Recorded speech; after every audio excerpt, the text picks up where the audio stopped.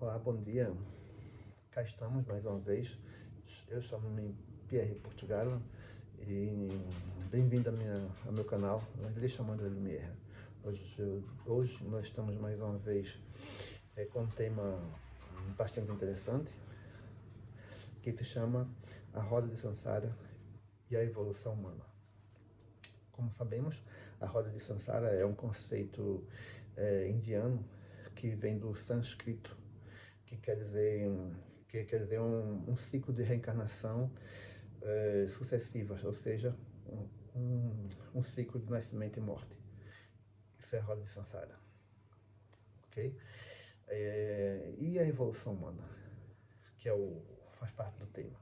Bom, entretanto, nós não podemos esquecer que para que tudo aconteça no ciclo na roda de Sansara, é preciso que existem forças que trabalham ativamente a preparar uma logística que, se não tiver preparação dessa logística, nada poderá acontecer.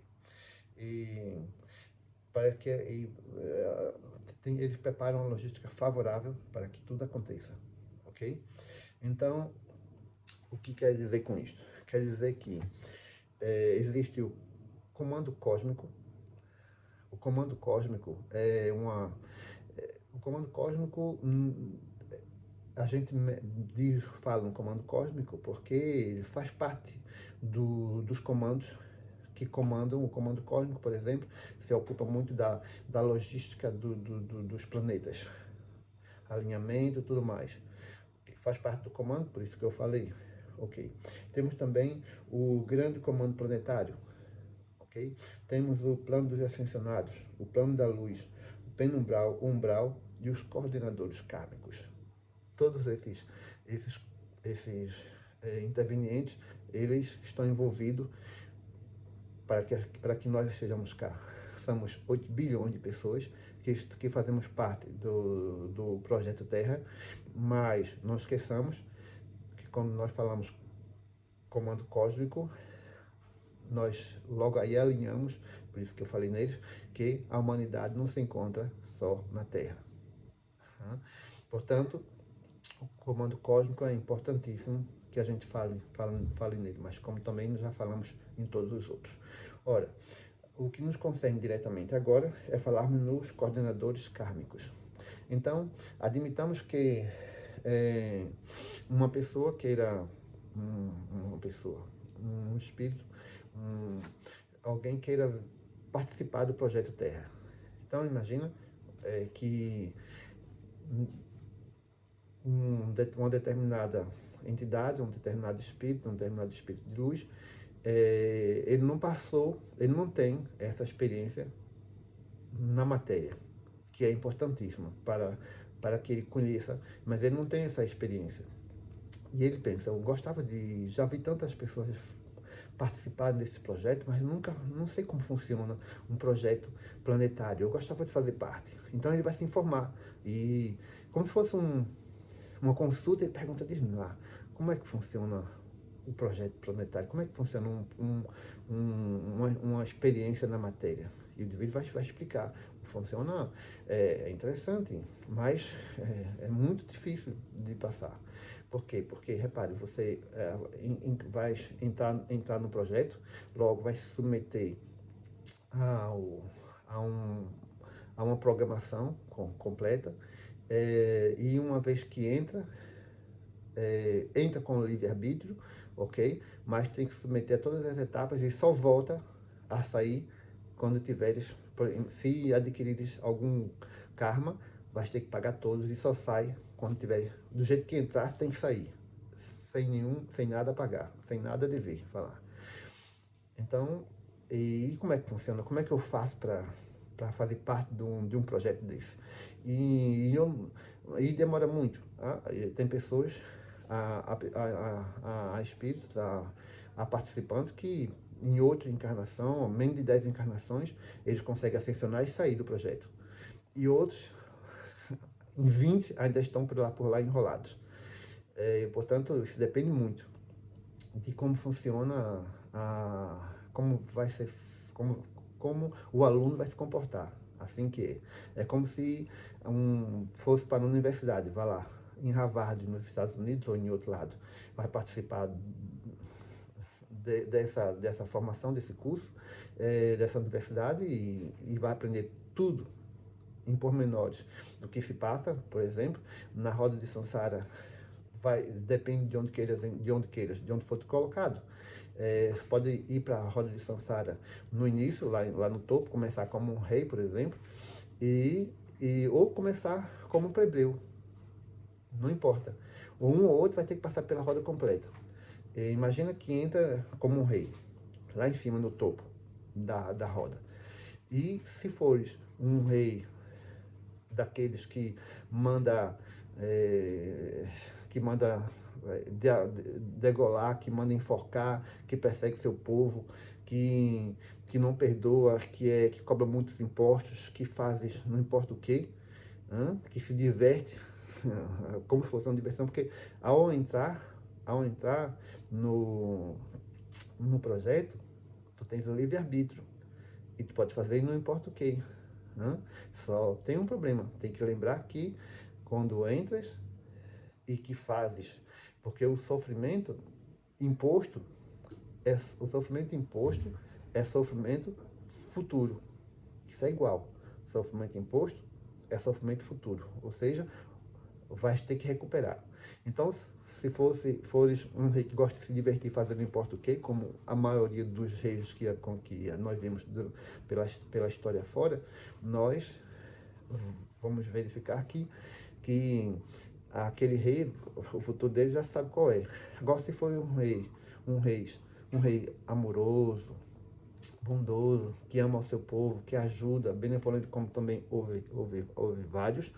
Então, é lógico que quando estiveres do outro lado da roda de Sansara, vais ser tu não impôs sofrimento, logo sofrimento que tu não impôs, não vais ter. Sabendo nós que o sofrimento no projeto no projeto Terra, ele vai sempre existir. Não há aqui como não sofrer. Só que sofrimento não é sofrimento imposto, é diferente. Todos nós sofremos. Todos nós temos depressão, todos nós temos angústia, todos nós temos um mal-estar. É normal. Uma coisa é ter e uma coisa é ser. É como dizer na felicidade, eu dizer que é feliz. Não, tu pode estar feliz. Que é triste. Não, tu não pode, tu estás triste. É uma etapa normal da nossa existência. Todos nós temos. Agora, no caso em evidência, o tal rei, ele passa pela roda de Sansara e se ele não impôs sofrimento, logo não vai ter sofrimento. Não é? Então, como nós vimos, todos esses, uma vez que o indivíduo se candidata para fazer parte do projeto, ele entra, o interessado terá as informações do projeto na mão, ele entra, ele fica a saber que vai vestir uma roupa física, ele precisa passar por vários processos, como por exemplo, ele vai se adaptar, vai passar por um processo de adaptação, e não é uma coisa rápida, demora anos, 20 anos, pode ser para que se adapte à energia do planeta, se adapte a tudo, porque não é assim, não é uma coisa, parece ser rápida. 8 bilhões de pessoas que cá estão, não foi assim chegar num piscar de olho e tudo ser feito, não. Tudo é muito bem programado. Por isso que tem esses comandos todos, o plano e o comando kármico e tudo para tudo é muito bem feito. Então, depois que quando ele entra no projeto é feito um registro. Logo ali, já ele aceita as condições dadas do projeto, como se ele estivesse na faculdade, o documento é dado, é feito o registro, ele passa por um processo de esquecimento e seu registro é implantado. Logo ali, o registro kármico é feito e ele passa a ser seguido 24 sobre 24 horas pelo Djar, que é a inteligência artificial como se fosse uma inteligência artificial nossa, entre aspas, ele passa a ser monitorado. E não esquecer que na experiência de aprendizado, ele vai se misturar com várias outras pessoas que também passam por experiência de aprendizado, experiência de karma, de pagamento de karmas graves, karmas medianos, karmas leves. Então há uma mistura de tudo aqui. Por isso é que a gente tem que se lembrar daquela velha frase do Dalai Lama: crê em Deus, mas feche seu carro. Ou seja, quer dizer que a qualquer momento nós podemos lidar com alguém que dentro do seu livre-arbítrio pode querer nos matar, nos roubar. Nós estamos num projeto kármico. Por isso, a ideia de estamos num projeto, estamos a evolução. Claro que nós não estamos aqui, está fora de questão, nós já falamos nisso antes, da evolução de Charles Darwin, isso está fora de questão, aqui não está, aqui ninguém vai falar disto. Já expliquei isso antes, que a evolução de Charles Darwin é uma piada. Quem está dentro dessa lógica de raciocínio da qual eu trabalho dentro dela, nem sequer cogita a evolução chardaviana, portanto está fora. Então, uma vez que a gente já compreendeu que vamos se envolver com vários tipos de karma, se temos um karma pesado, ou se temos um karma leve, ou se estamos num karma de aprendizado, nós vamos conviver juntos com todos esses. Não esquecer que muitas vezes as pessoas dizem uma tal frase interessante, tipo, da frase que se diz assim: eu não pedi para nascer. Isso não é verdade. Ninguém está aqui forçado. Ninguém está nesse projeto, no projeto Terra, forçado. Todos nós pedimos para vir, estamos aqui de comum acordo. O que quer dizer com isso? Não existe o tal planeta prisão. Não existe o planeta prisão. Ninguém está aqui no planeta prisão. Isso não é um planeta prisão. Apesar de parecer, porque é como se nós estivéssemos aqui presos, vai lá, não podemos sair para lado nenhum, porque não há como sair. Se quem sair, outro dia um indivíduo, eu estava numa palestra, e o indivíduo perguntou para mim: mas Pierre, diz-me lá, se nós não estamos num planeta prisão, se nós não estamos na planeta prisão, na verdade ele quis dizer que estavam no planeta prisão. Por que é que os astronautas que estão em órbita da Terra, eles saíram do planeta? Eles não estão na Terra, eles estão na órbita. Logo, eles não estão na prisão, que a prisão é aqui dentro. A pergunta é pertinente. Dá a impressão realmente que aqueles não estão presos. Mas se olhar direito, quem conhece bem, quem estuda um pouco essas leis, sabe perfeitamente que o astronauta pode estar lá fora, mas eles estão ligados ao cordão de prata. Ou seja, eles estão presos na mesma. E não podem ficar lá, não podem ficar lá pelo resto da vida. E quando eles voltam com vários efeitos graves na saúde, que tem que se readaptar, lá eles têm que fazer uma simulação como se estivesse cá, e quando voltar, ele tem que se recuperar, porque não é assim, tão simples assim. Ou seja, ao defender esse ponto de vista, dá a impressão que eu estou a concordar que, na verdade, estamos numa prisão. Mas não. O que é que justifica um planeta prisão? Qual é o que difere o nosso projeto para um planeta prisão? É que ninguém está aqui obrigado.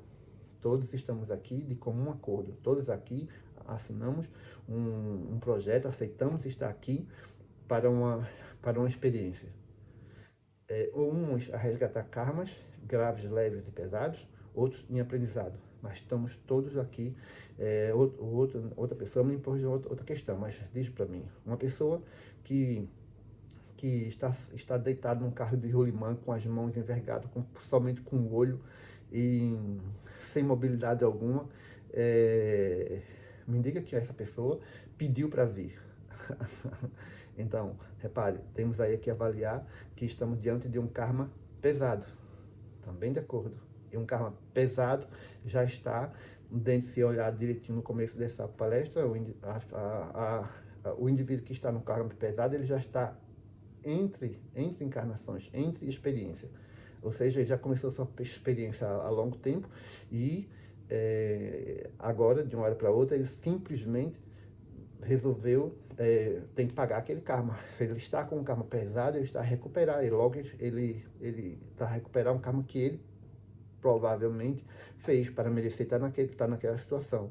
Porque, repare, uma pessoa que tem seu corpo normal, sua visão normal, sua mobilidade normal, seu pensamento normal, essa pessoa não está com pagar karma pesado, estão bem de acordo. Né?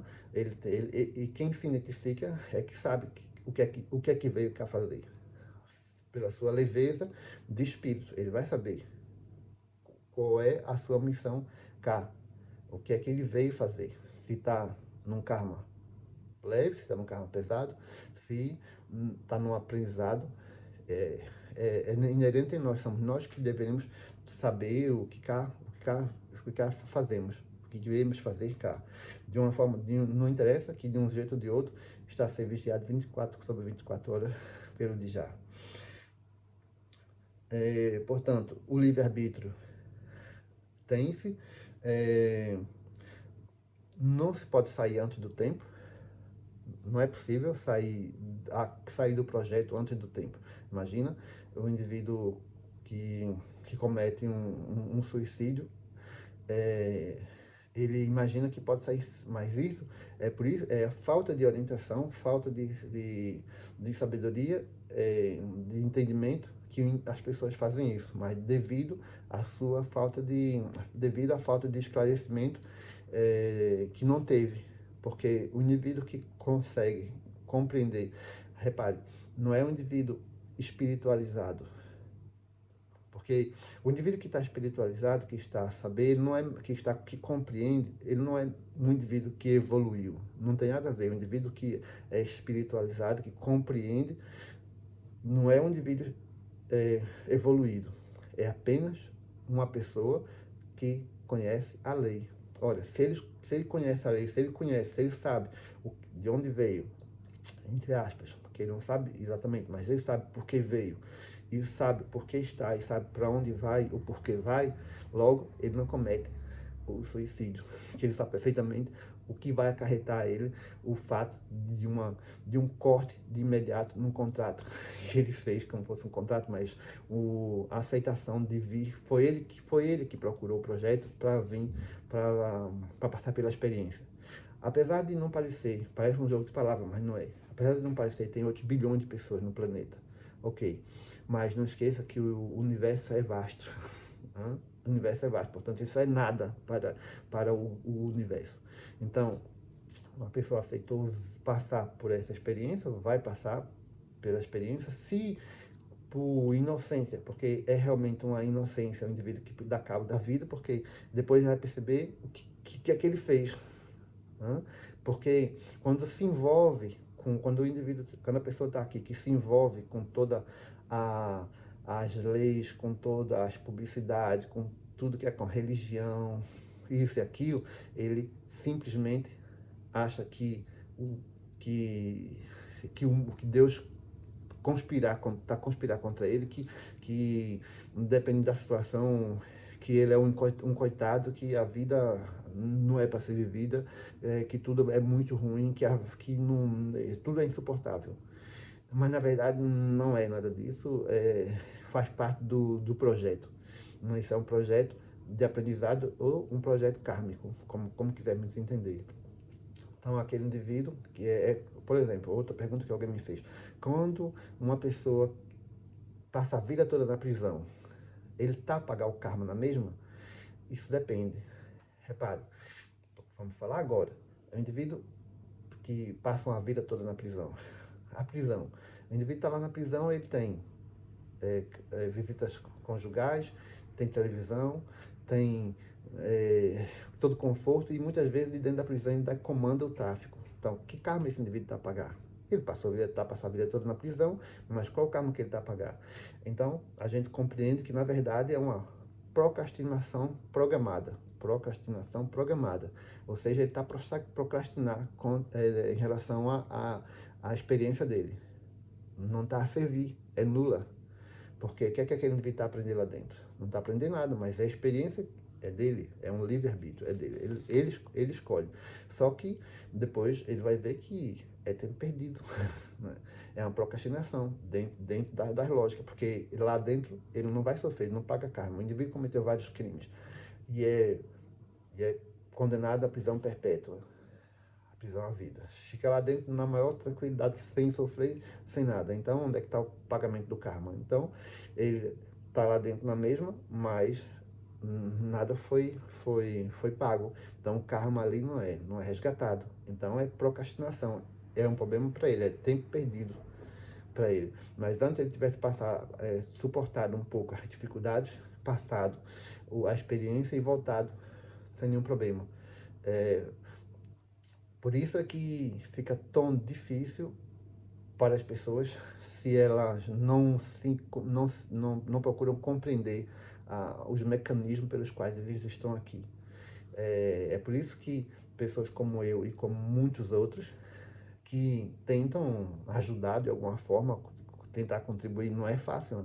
Nos meus vídeos, eu acho que não chega a ter 30 pessoas a ver meus vídeos. Né?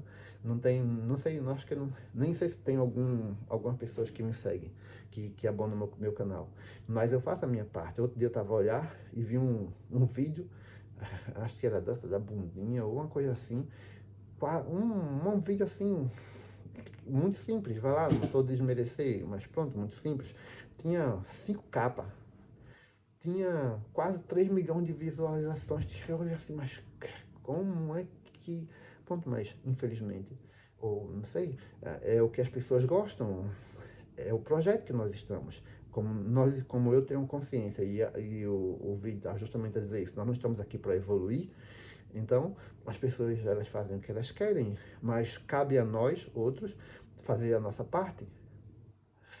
É como se nós entrássemos para fazer para fazer parte de um jogo, um quebra-cabeça ou um jogo de interação, um jogo desse jogo que a gente vê, e tivesse fosse um grupo de pessoas e olhasse, e de repente uma pessoa daquela dissesse, olha, é assim que faz. Ou seja, ele consegue matar, ele consegue ver antes dos outros. Essa pessoa não é mais inteligente, ele apenas conseguiu ver mais rápido que os outros e se houver uma próxima jogada, ele já não vai fazer mais parte do jogo, porque ele já passou, ele não vale a pena que ele passe aquela rodada toda, se ele já compreendeu tudo. Tá percebendo? Então, é o aluno que aprendeu mais rápido.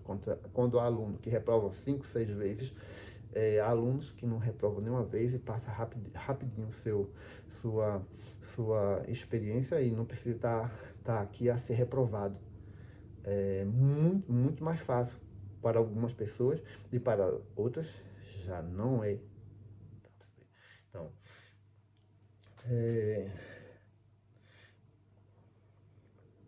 como eu vi sobre o bom aluno, já respondi aqui essa pergunta.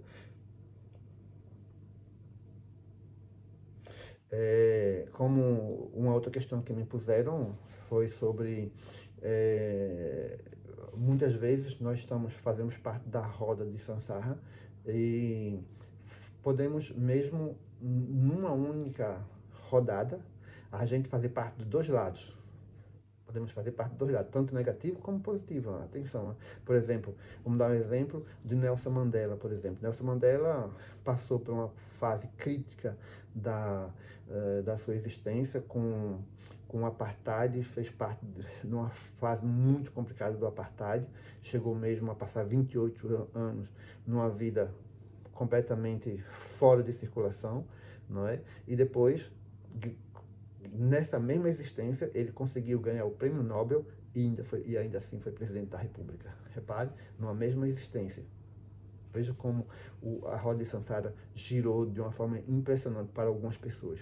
Já em outro caso, por exemplo, nós podemos ver durante a Segunda Guerra Mundial, nós tivemos um químico alemão que descobriu o adubo químico, no qual ganhou o prêmio Nobel de Química por ter a solução da fome no planeta. Então, segundo as perspectivas, aquela descoberta levaria ao término da fome no planeta, porque o adubo ia ajudar a agricultura a produzir em larga escala, logo não havia mais fome. Mas esse mesmo químico depois foi inventor do gás sarin, gás mostarda e várias dessas porcarias, no qual matou muita gente durante a Segunda Guerra. Repare na posição da roda de Sansara, como muda a posição de uma mesma pessoa, entende? Ele subiu aos céus e desceu, entre aspas, ao inferno ao mesmo tempo. Isso para a gente ver, sempre a medir que os defensores da evolução humana, para ver que, na verdade, nós não estamos em evolução nenhuma, não fazemos parte de nenhuma evolução. Na verdade, nós estamos aqui para viver uma experiência. Vamos dar mais exemplos. Por exemplo, a gente pode voltar, por exemplo, nós tivemos na Idade Média, tivemos a Idade da Pedra, a Idade Média, e estamos agora a viver no presente, onde temos uma sociedade, que vivemos como eu digo, já desenvolvida, uma sociedade bem desenvolvida, mas a evolução não há. A experiência que nós estamos a viver nessa sociedade mudou-se os palcos. É como se tivesse mudado o palco o palco de eventos foi mudado durante a Idade Média, a Idade da Pedra. Tivemos aquele palco de eventos com pessoas que vieram passar aquela experiência.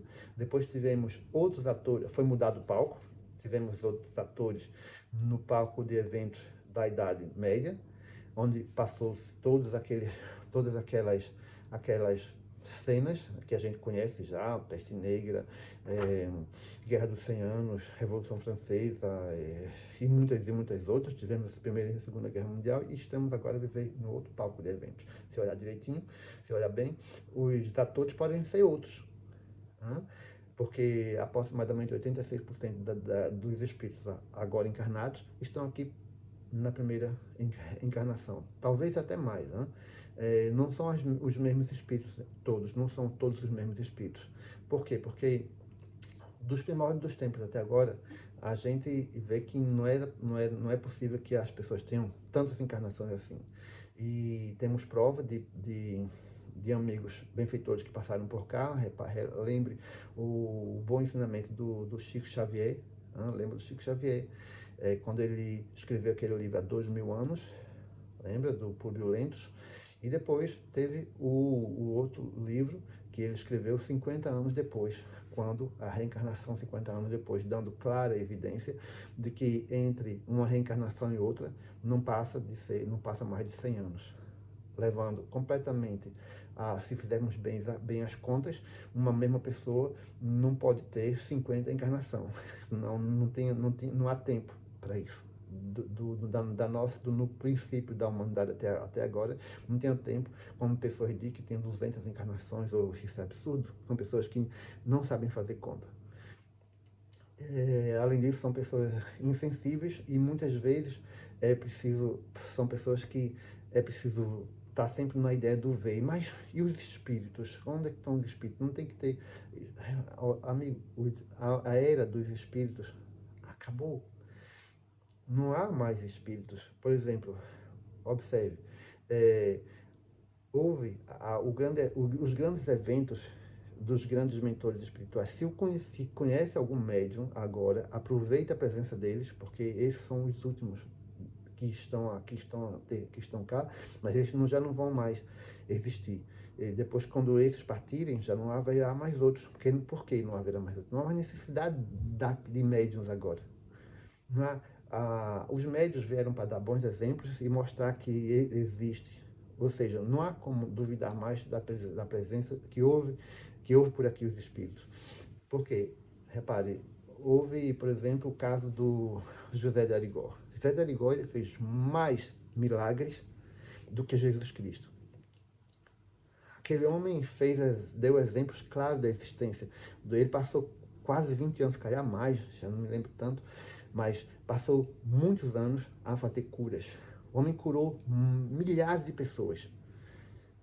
E nenhum desses duvidosos descobridores foi lá questionar, muitos até ensaiaram de fazer, mas era inquestionável a capacidade que aquele homem usava. Infelizmente, quando a gente vê hoje os filmes, do filme mesmo do José de Arigó, não mostra, como diz um sábio professor, eu não vou falar aqui o nome, pode ser que ele não goste, da tecnologia que estava por trás daquelas curas que ele fazia, como no caso da mulher que foi com o marido que foi, e ele perguntou pela sua esposa, e eu já contei essa história, acredito eu. E o homem chamou a esposa, e ele disse que Jesus tinha um presente para a mulher, e a mulher disse: qual o presente?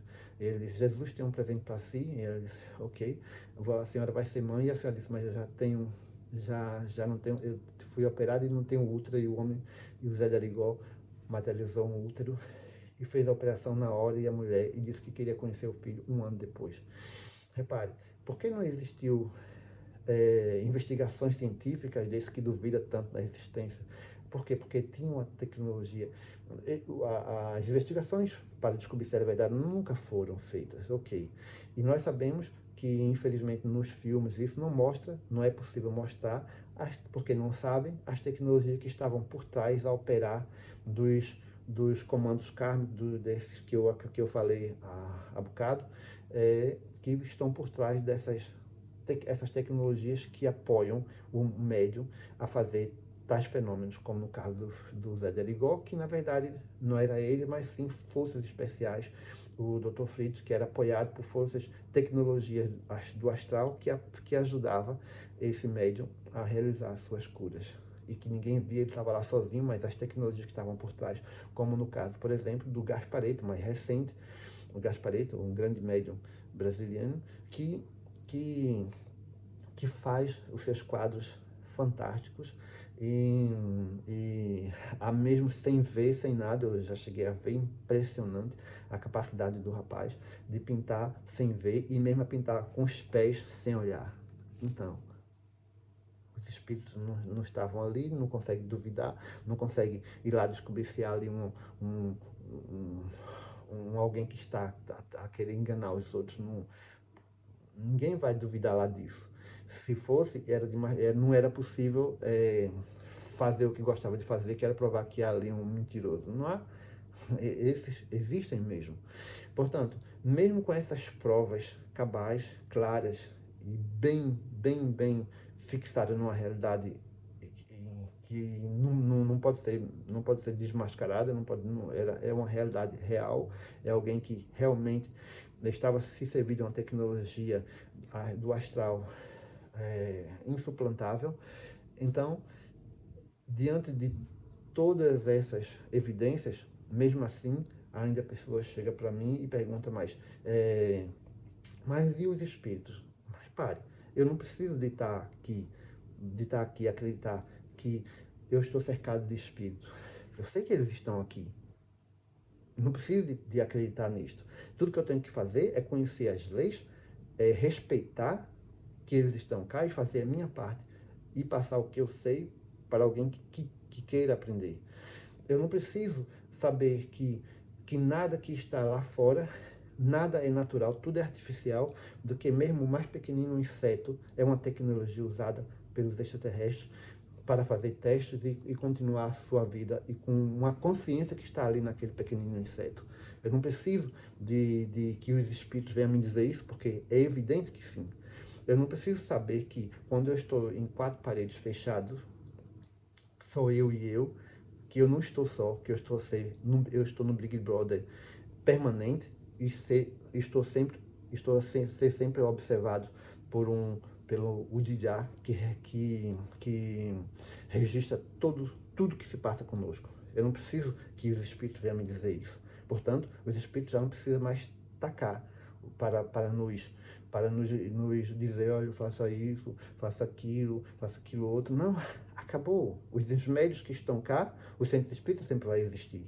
Porque os centros espíritas são apoios, são pequenos postos estratégicos usados pelo astral para dar à luz sempre que for necessário. Há pequenos apoios que é preciso continuar a ser dado sempre. Portanto, os centros espíritas vão sempre existir como pequenos pontos de luz deixados durante toda a humanidade. Sempre houve os apoios. O centro espírita sempre vai haver. Mas essas pessoas que dizem que precisa haver um extraterrestre, que precisa ser abduzido, não é preciso.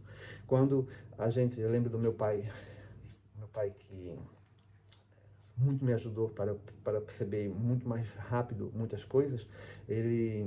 Muitas vezes, eu lembro que uma vez ele brincava comigo, talvez até não tenha necessidade tanto de dizer, mas uma vez, eu gostava muito de olhar para o céu. Meu pai, uma vez, estava uma lua bonita, e ele sempre olhava para o céu, olhava para as estrelas, ficava muito tempo a admirar. Uma vez ele me perguntou, sabes, Pierre, diz-me lá, qual é o mais próximo? A Lua ou os Estados Unidos? E eu fiquei com vontade de dizer que era a Lua, fiquei com vontade de dizer que era os Estados Unidos, mas eu disse que era os Estados Unidos. E ele disse, não, é a Lua, olha a Lua ali. Não estás a ver os Estados Unidos? Eu disse, não, estás a ver a Lua? E eu disse, então, mais próximo é a Lua. E eu, tempo depois, é claro que eu fui questionado e confrontado, que, na verdade, mas meu pai era alguém fantástico, e ele me dizia uma coisa que hoje eu gostava de não ter descoberto o contrário, de continuar a pensar como ele me fazia pensar. Ele, muitas vezes, quando estava a olhar para o céu, ele dizia, veja aquelas estrelas todas, vê aquela que está brilhando bastante. Eu dizia, sim, vejo. Sabe o que é? Eu dizia, não. Sabe, o céu, ele é lindo lá dentro. E Deus, para nos fazer saber como é bonito, ele deixou pequenos furozinhos no céu, para que a gente possa ver como é bonito dentro do céu. E eu passei muito tempo da minha infância a imaginar como seria lindo dentro do céu, por aqueles buraquinhos. Muitas vezes eu deitava no relvado à noite e ficava a olhar para o céu e a imaginar, a fazer ideia como seria lá dentro do céu. Hoje eu já sei que essa realidade não é a mesma, claro, mas sinceramente eu gostava de continuar a sonhar no céu, a pensar no céu, como meu pai dizia. Que claro, não é, mas na verdade foi muito bonito enquanto eu fui enganado, vai lá. Mas era um engano que eu gostei de ser. Então, nós estamos diante de um mundo onde há o sofrimento, há crimes, há sofrimento, há tudo que havia num passado não muito distante, ou num passado distante, na Idade da Pedra, na Idade Média, na Idade Média, há 200 anos, há 100 anos, todos os crimes que existiam existem hoje na mesma. Né? O que muda é a forma que foram cometidos esses crimes. O que muda é os equipamentos, as armas, mas a barbaridade existe, ou seja, a deixar claro que o ser humano ele não evoluiu.